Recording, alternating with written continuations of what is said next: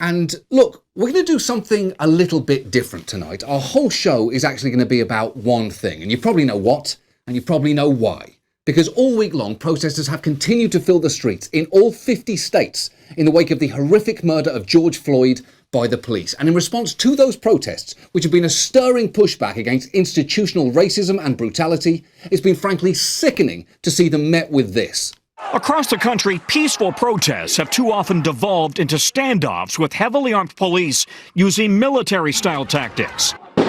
Flashbangs, tear gas, rubber bullets, helicopters, armored vehicles. We're out here peacefully protesting, but they're armed like they're going to war. Yeah, they are. And look, if police are trying to convince the public they're not guilty of displaying excessive force, it's probably not a good idea to repeatedly display excessive force on national television, including in this city, where Mayor de Blasio praised them for their tremendous restraint, and Governor Cuomo threatened to send in the National Guard. And I'll say this, having recently said that I couldn't wait to go back to hating Andrew Cuomo again, I didn't think the opportunity would come quite this soon.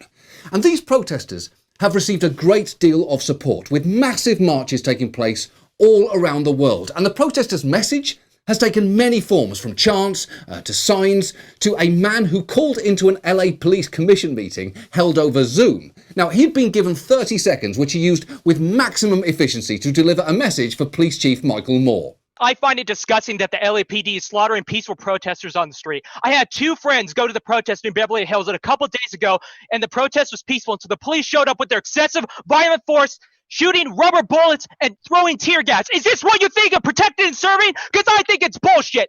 Fuck you, Michael Moore. I refuse to call you an officer or a chief because you don't deserve those titles. You are a disgrace. Suck my dick and choke on it. I yield my time. Fuck you.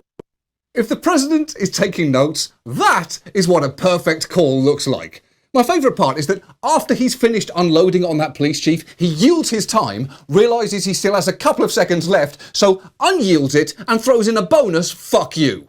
Now, as for the president himself, he initially hid from the protesters in a bunker, later claiming he wasn't hiding, he was actually just inspecting it. Then his attorney general had police gas protesters outside the White House so that Trump could have an inexplicable photo op at a nearby church while holding up a Bible like it's the ticket for his sandwich order that was just called. He also, in announcing job numbers on Friday, invoked George Floyd's name, saying this was a great day for him, which is utterly fucking disgusting. But we're actually not going to focus on Trump tonight, nor are we, unlike some in cable news, going to dwell on the incidents of looting that occurred, except to say, if you've said the name Macy's more than you've said the name Breonna Taylor this week, you can very much fuck off. Likewise, if you're asking why a spontaneous decentralized protest can't control every one of its participants, more than you are asking the same about a taxpayer-funded, heavily regimented paid workforce, you can also, in the words of this generation's Robert Frost, suck my dick and choke on it, fuck you. Instead, tonight, let's talk about the police. Because all week, we've seen graphic videos which are going to be hard to watch, of them driving directly into crowds, beating people with sticks, and sometimes assaulting the right to assemble with shocking speed and barbarity. Prematurely shooting people? Prematurely using excessive force? Your scary ass on somewhere.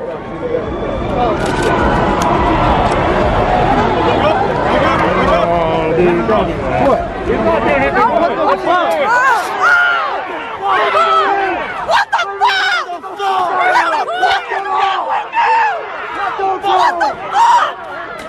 It's genuinely impossible to overstate how enraging that is. They're protesting excessive force by police, and the police just start pepper spraying them like it's fucking sunscreen.